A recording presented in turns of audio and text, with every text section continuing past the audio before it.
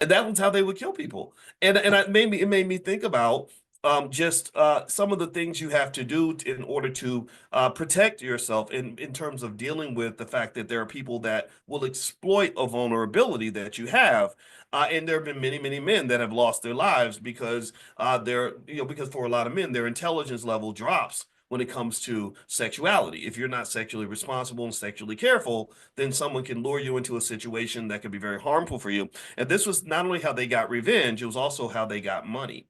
So one of the things that they would do to get money, so this is what makes it a money conversation. I want to make sure you don't think I'm just talking about strippers and butt doctors for nothing. All right. So anyway, so what they would do is they would study the different rappers and athletes, and they knew which ones like to, just love the ladies, like to just mix it up with any pretty girl that came along. So they would figure out, what they like to talk about and, where they were going to be. And they would show up and looking all good and everything with fake IDs and stuff in case you asked them if they were of age or whatever.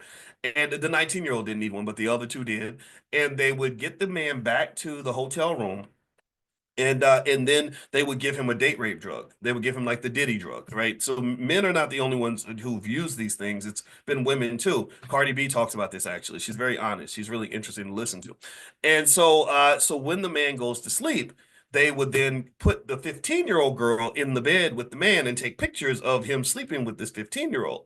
And then they would blackmail the man with the pictures. And she told me that their dream was they wanted to save up $20,000 so they could go to, or 30 or something, so they can move to California and become adult film stars. That was their dream. This is very sad, right? This is the dream for it's sad, right? But it's true. It's a true story. So anyway, so the athlete would wake up and he would be like, what the hell's going on? And they would show him the pictures and they would say, we got these pictures of you in the bed with this underage girl. And so if you don't give us $10,000, we will send these pictures to your wife. We'll send them to your team. We'll also send them to the media. And that was the hustle, right? And so what was also interesting was that one of the little girls, I think the oldest one, she was sleeping with probably about 10 men a day or something and wasn't protecting herself or anything. So she went to, this isn't funny, this is tragic, but it's might as well. I mean, I don't know. You can laugh. I'm not going to judge you. So she goes to get a test, like an HIV test, and they ask, like, well, how many partners have you had in the last month? And she's like, I don't know, about like 150 or something.